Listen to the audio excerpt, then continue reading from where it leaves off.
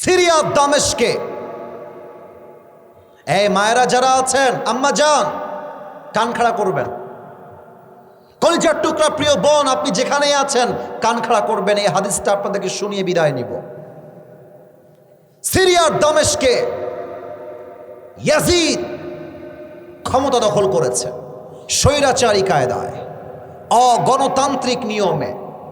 সরকারি মালের কোনো অডিট নেই, হিসাব নাই, জালেম হয়ে দেশের ক্ষমতার গদি দখল করেছে। এবার ইয়াজিদ খবর পাঠিয়ে দিয়েছে, ইমাম হুসাইন সহ যারাই রয়েছে সবাইকে আমার সামনে মাথা নত করে বাঁচতে হবে, আমার আনুগত্য প্রবণ হতে হবে, আমার কথা শুনতে হবে। ইমাম হুসাইন রাদিয়াল্লাহু তাআলা আনহু, যার জন্ম হয়েছে আলীর থেকে বাঘের বাচ্চা, সিংহের বাচ্চা। আলী হচ্ছেন এমন এক বীর পুরুষ, আসাদুল্লাহি আল গালিব। আলীর সামনে কাফেররা দেখলে কাফেররা মাথা নিচু করে বলতো, এই দেখ বীর পুরুষ সামনে চলে আসছে, যার শক্তির সামনে হাজার কাফেরের শক্তি 2 পয়সা ক্ষতি করতে পারবে না। ঠিক কিনা বলো? সে আলীর ছেলে হচ্ছে হুসাইন। হুসাইন বলছে, আমার জীবন থাকতে আমি আমার এই মাথা ইয়াজিদের সামনে নত করব। ইট উইল নেভার হ্যাপেন, এটা হতেই পারে না। ইমাম হোসেনের এক কথা। এবার ইমাম হোসাইন পয়গাম পাঠায় দিলেন, আমি আসছি কুফাতে, ইয়াজিদকে আমি দেখে নিব। কিন্তু ইমাম হোসাইনের যে সঙ্গীরা ছিলেন সবাই ইমাম হোসেনের পায়ে পড়ে গেছে যে, হোসাইন আপনি যাবেন না, ইয়াজিদ সুন্দর আপনাকে খুন করতে পারে, আপনি যাবেন না। ইমাম হোসাইন বলছে এক কথা, খুন বলতে কোনো কথা আমার জীবনে নাই। বাঁচলে গাজী, মরলে আমি শহীদ হয়ে মরতে চাই। ঠিক কিনা বলে? ইমাম হুসাইন বের হয়ে গিয়েছে। তবে সাথে কয়জন ছিল এটা মাথায় রাখবেন আজীবনের জন্য। সাথে ছিল নওগাঁবাসী মোট 72 জন, তার ভেতরে 40 জন পুরুষ, 32 জন নারী। এবার আপনাদের পালা, আপনারা আমাকে উত্তর দিবেন, 40 জন নারী না পুরুষ? রাইট আনসার আর একটু জোরে চাই, 40 জন নারী না পুরুষ? আর 32 জন পুরুষ না নারী? বের হয়ে গিয়েছে কুফায় যাওয়ার জন্য। মাঝ রাস্তায় ইয়াজিদ খবর পেয়েছে ইমাম হুসাইন যুদ্ধের জন্য বের হয়ে গিয়েছে। ইয়াজিদ তার একজন সৈন্যকে পাঠিয়ে দিয়েছে, যাও তুমি খবরটা পৌঁছায় দাও, ইমাম হুসাইনকে গিয়ে বলো সে যেন আমার সাথে মিটমাট করে নেয়, আমার সামনে মাথা নত করে নেয়। ওই সৈন্য যখন ইমাম হুসাইনের কাছে আসছে, ডাক দিয়ে বলছে, হুসাইন মারামারি করতে যেও না, সোজা গিয়ে ইয়াজিদের সামনে মাথাটা ঝুঁকায় দাও, মাফ করে দিবে। তাকবীর দেন, নারে তাকবীর। এবার সেই সৈন্য ইয়াজিদকে গিয়ে খবর দিয়েছে, ইয়াজিদ ইমাম হুসাইন জীবন দেওয়ার জন্য প্রস্তুত আছে, বাট তোমার সামনে সে তার মাথাকে নত করতে পারবে না, সাফ সাফ সে বলে দিয়েছে। এবার ইয়াজিদ খেপে গেছে। ইয়াজিদ বলছে, 6000 সৈন্য প্রস্তুত হয়ে যাও, আমি হুসাইনের কল্লা চাই, তার মাথা চাই। 6000 সৈন্য বের হয়ে গেছে ইমাম হুসাইনকে হত্যা করবার জন্য। রাতের আধারে হুসাইন খবর পেয়েছে আমাদেরকে হত্যা করবার জন্য ইয়াজিদ 6000 সৈন্য পাঠিয়েছে, আমরা সংখ্যায় মাত্র 72 জন। এই নওগাঁর ভাইরা, 40-72 জন কি মারামারি করতে হয় 6000 সাথে? মিয়া 6000 মানুষ একবার পা দিয়ে পিষা মারলেই তো শেষ হয়ে যাবে। কোথায় 72 আর কোথায় 6000? কিন্তু ইমাম হুসাইন বুঝে গেছে আমার সঙ্গীদের ক্ষতি হতে পারে। ফজরের নামাজ শুরু হয়ে গেছে। ইমাম হোসাইন সালাম ফিরিয়েছেন, আসসালামু আলাইকুম ওয়া রাহমাতুল্লাহ। সালাম ফিরিয়েছেন, আসসালামু আলাইকুম ওয়া রাহমাতুল্লাহ। সালাম ফিরিয়ে সামনের থেকে দাঁড়িয়ে গিয়েছেন, ডাক দিয়ে বলছে, শোনো ও আমার সঙ্গীরা, ও আমার ভাইরা, তোমরা যদি জীবনকে বাঁচাতে চাও আমার সঙ্গে থাকতে যেও না। Go back to your home, বাসায় ফিরে যাও। একজন দাঁড়িয়ে বলছে, মালাকা ইয়া হুসাইন, আপনার কি হয়েছে, আপনি ফেরত যেতে বলছেন কেন? হোসেন, আমাকে কারণটা বলেন। ইমাম হোসাইন ডাক দিয়ে বলছে, আমাদেরকে হত্যা করবার জন্য ইয়াজিদ ৬,০০০ সৈন্য পাঠিয়েছে। তোমরা যদি আমার সঙ্গে থাকো একজনও বাঁচতে পারবে না। সঙ্গীরা ডাক দিয়ে বলছে, হোসাইন, আজকে আপনাকে বাঁচাবার জন্য, ইসলামের জন্য জীবন দিতে প্রস্তুত আছি, বাট বাসায় আমরা জীবন নিয়ে ফিরে যাব, পালিয়ে যাব, এটা আমাদের দ্বারা সম্ভব নয়। সুবহানাল্লাহ পড়বেন না আপনারা সবাই? আমরা চাইলে জীবন দিব, তবু আপনার জীবনটা আমরা রক্ষা করে ছাড়ব। যদি আজকে আমরা পিঠ পিছু করে পালিয়ে যাই, কিয়ামতের দিন কি জবাব দিব আল্লাহর কাছে? আমরা যুদ্ধ করতে চাই। বাস, যেই কথা, যুদ্ধ শুরু হয়ে গেল। ফজর থেকে নিয়ে জোহর পর্যন্ত যুদ্ধ হয়েছে। জোহরের আগে 40 জন সাথী সব শহীদ হয়ে গেছে, সব।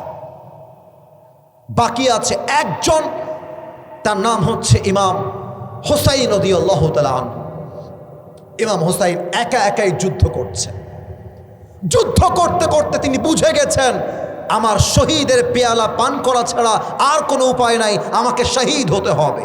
বাস, ওই মুহূর্তে শেষ বিদায় নেওয়ার জন্য তার বউয়ের কাছে আসছে। বউকে ডাক দিয়ে বলছে, বউ আমার, এটাই হতে পারে আমাদের জীবনের শেষ দেখা। ও আমার বউ, তোমার সঙ্গে জীবনে আর কোনদিন দেখা হবে না। আমি চললাম আল্লাহর জমিনে, আল্লাহর দ্বীন কায়েম করতে হবে, আল্লাহর জমিনে ইসলামকে বিজয় করতে হবে। আমি গেলাম শহীদ হওয়ার জন্য। কলিজার টুকরা বউ ডাক দিয়ে বলছে, হোসাইন, আপনি 1 মিনিটের জন্য থামেন, 1 মিনিট, বেশি সময় নিব না। হোসাইন বলছে, কি বলবা, জলদি বলো, আমাকে যুদ্ধ করতে যেতে হবে। এবার ইমাম হোসাইনের বউ তার বাচ্চা নিয়ে আসছে, একদম ছোট্ট নিউবর্ন বেবি, নবজাতক শিশু কোলে করে নিয়ে আসছে। আমার 2 হাত দেখে, কোলে করে নিয়ে আসছে। ডাক দিয়ে বলছে, হোসাইন, আপনি শহীদ হয়ে যাবেন, আমি আপনাকে বাধা দিব, ওই ঈমান আমার নেই। আপনি শহীদ হন, আমি শহীদের স্ত্রী হয়ে গৌরব বোধ করব, আমার কোনো আপত্তি নেই। কিন্তু আমার কলিজার টুকরা ছোট্ট শিশুটা 3 দিন যাবত না খাওয়া, সফর করতে গিয়ে সব খাবার শেষ। আমার বাচ্চাটা দুধ খাবে, বুকে দুধ নাই, খাবার পাই না, দুধ আসবে কই থেকে আমার বুকে? আপনি যুদ্ধে যাওয়ার আগে আমার ছোট্ট সন্তান, আপনার কলিজার টুকরা শিশুকে 1 ঢোক পানি পান করায় যান, আমার আর কোনো কিছু চাই না। আল্লাহু আকবার। আপনারা তো ইসলাম পেয়েছেন মাংনায়, আমি তো ইসলাম পাইছি মাংনা, ফ্রি ইসলাম পাইছি, ফ্রি কোরআন পাইছি। ইসলামের জন্য কি স্যাক্রিফাইস তারা করেছে। ইমাম হোসাইন তার বাচ্চাকে কোলে তুলেছে কেমন করে? আমার হাত না দেখলে বুঝবেন না। 2 হাত দিয়ে বাচ্চার মাজা ধরেছে। এখনো কিন্তু আমি হাদিসটা পরিপূর্ণ বলি নাই। মাজাটা ধরে মাথার উঁচুতে এমন ভাবে নিয়েছে, এমন ভাবে। ইয়াজিদি সৈন্য যারা ছিল সবাইকে ডাক দিয়ে বলছে, তাকায় দেখো, আমার কোলে, আমার হাতে নবীর বংশধর। তোমাদের সঙ্গে আমার শত্রুতা থাকতে পারে, বাট এই কলিজার টুকরা নবজাতক শিশু, এ তোমাদের শত্রু নয়, এটা নবীর বংশধর। আমি তোমাদের পায়ে হাত রেখে একটা আবদার করি, ফুরাতের নদী পড়ে আছে, অফুরন্ত পানি, 1 মিনিট জাস্ট ফুরাতের পানিটা মুক্ত করে দাও, আমার সন্তানকে আমি 1 ফোঁটা পানি পান করাতে চাই। এই কথা বলতে বলতে এক কাফের দূর থেকে 20 মাখা তীর নিক্ষেপ করেছে। তীরটা ইমাম হোসাইনের কলিজার টুকরা সন্তানের বুক দিয়ে এই পাশ দিয়ে ঢুকে এই পাশ দিয়ে বের হয়ে গেছে, আর রক্তের ছিটে ফোঁটা লেগে পুরো মুখটা রক্তে লাল হয়ে গেছে। ইমাম হুসাইন কিং কর্তব্য বিমূঢ় হয়ে গেছে। আরে কি হলো এটা আমার সাথে? রক্তে পুরো গাল মেখে গেছে, পুরো জামা লাল, রক্তে লাল হয়ে গেছে। ঈমান কাকে বলে? সন্তানের গায়ের রক্ত দেখেও ইমাম হোসাইন হার মানে নাই।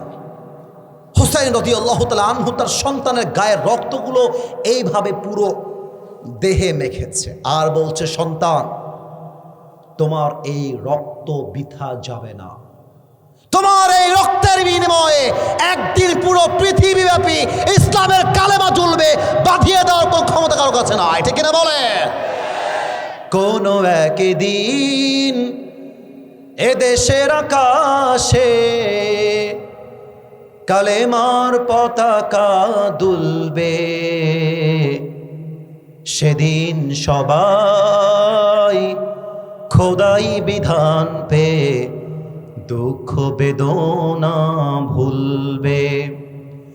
সেদিন আর রবে না হাহাকার, অন্যায় জুলুম অবিচার, থাকবে না অনাচার দুর্নীতি কদাচার, থাকবে না অনাচার দুর্নীতি কদাচার, সকলেই শান্তিতে থাকবে। সেদিন সবাই খোদাই বিধান পেয়ে দুঃখ বেদনা ভুলবে। কোনো একদিন এদেশের আকাশে কালেমার পতাকা দুলবে, সেদিন সবাই খোদাই বিধান পেয়ে দুঃখ বেদনা ভুলবে। ঠিক কিনা বলে? তোমার এই রক্তের বিনিময়ে ইসলাম জয় হবে। তোমার এই রক্তের বিনিময়ে এই জমিনে ইসলামের কালেমার পতাকা দুলবে, বাধা দেওয়ার ক্ষমতা কারো তৈরি হবে না। বাস সন্তানকে নিয়ে মায়ের কাছে ফিরে আসছে, বলছে, এই নাও তোমার কলিজার টুকরা সন্তান যে পানির জন্য চিৎকার করেছিল, নাও তোমার সন্তান, কিয়ামত পর্যন্ত আর কখনো পানির জন্য বিরক্ত করতে আসবে না। নাও, একদম শেষ হয়ে গেছে, আর কখনো পানি চাইবে না, আর কখনো তোমার কাছে দুধ খেতে চাইবে না। নাও তোমার সন্তান। সন্তানকে দিয়ে বাস যুদ্ধের জন্য আবার বের হয়ে গেছে। যুদ্ধ করতে যখন উঠেছে তরবারি নিয়ে ঘোড়ার পিঠে, কাফেররা ডান দিক থেকে, বাম দিক থেকে, পেছন দিক থেকে বারবার তীর নিক্ষেপ করা শুরু করে দিয়েছে। এবার ইমাম হুসাইন আর সহ্য করতে পারে নাই। ইমাম হুসাইন বলছে, তোমরা কাকে তীর নিক্ষেপ করছো? তোমরা কি জানো না আমি আমার নবীজির কলিজার টুকরা নয়নের মণি হুসাইন? তোমরা কি জানো না নবী বলে গিয়েছে জান্নাতের সমস্ত যুবকদের সর্দার দুইজন, এক আমি আর এক আমার ভাই। তোমরা কাকে তীর নিক্ষেপ করছো? ইমাম হুসাইন চিৎকার দিয়ে কথা বলছে। এক ইয়াজিদি সৈন্য, নাম হচ্ছে শামার বিন দিল জৌসান, পেছন থেকে এসে একটা লাফ দিয়ে হোসাইনের কল্লায় একটা আঘাত করছে।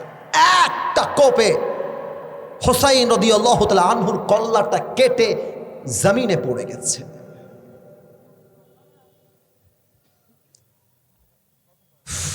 কাফেররা একটা প্লেট নিয়ে আসছে, আমার দিকে তাকান, একটা প্লেট, এটা একটা প্লেট নিয়ে এসে ইমাম হোসেনের কল্লাটা প্লেটে রাখছে। এভাবে করে প্লেটটা নিয়ে গিয়ে ইয়াজিদের পায়ের সামনে রেখে দিয়েছে। হাদিসের শেষাংশে আমি এসেছি, এটাই হাদিসের শেষাংশ। আমার সামনে টেবিল নয়, আমি প্র্যাকটিক্যালি দেখাই দিতাম। ইমাম হোসেনের মাথাটা ইয়াজিদের পায়ের সামনে রাখা আছে, আর ইয়াজিদ তার পা দিয়ে ইমাম হোসেনের মাথায় পা দিয়ে এমনি লাথি মারতেছে, আর দেখতেছে লাথি মেরে মেরে। পাশে বসে আছে যায়েদ বিন সাবিত, সবচাইতে বয়স্ক সাহাবী। ডাক দিয়ে বলছে, ইয়াজিদ, তোমার মাথা ঠিক আছে? তুমি কার মুখে লাথি মারো? আমি যায়েদ দেখেছি এই মুখে নবীজি অসংখ্য হাজার বার চুমু দিয়েছে, এই মুখে তুমি লাথি মারার মতো বেয়াদবি করতে যেও না, থামো থামো থামো। 11ই মুহররম নবীজির ওয়াইফ ঘর থেকে বের হয়ে কান্না করতেছে। মহিলারা এসে বলছে, তুমি কান্না করছো কেন? বলছে, আমি স্বপ্নে দেখলাম আমার নবীজি আমার কাছে এসেছেন, পুরো দাড়িতে ধুলোবালি মাখানো, ঘেমে আছে, মুখটা মলিন হয়ে আছে। আমি বললাম, মা লাকা ইয়া রাসূলুল্লাহ, হে নবী আপনার কি হয়েছে? আপনার মুখে ধুলো কেন? আপনি এরকম মলিন কেন? আপনি কষ্টে আছেন কেন? নবীজি ডাক দিয়ে বলছে, তুমি জানো না কারবালার মাটিতে আমার হোসাইনকে একটা কোপ দিয়ে কাফেররা শহীদ করে দিয়েছে। আমার হোসাইন বড্ড কষ্ট পেয়েছে, আমার হোসাইন পানির তৃষ্ণায় শেষ হয়ে গেছে, এক ফোঁটা পানি পান করতে পারে নাই। এই হচ্ছে ইসলামের জন্য ভালোবাসা, এই হচ্ছে নবীর জন্য ভালোবাসা, এই হচ্ছে আল্লাহর জমিনে আল্লাহর দ্বীন কায়েম করবার জন্য যুদ্ধ করা, জীবন দেওয়া।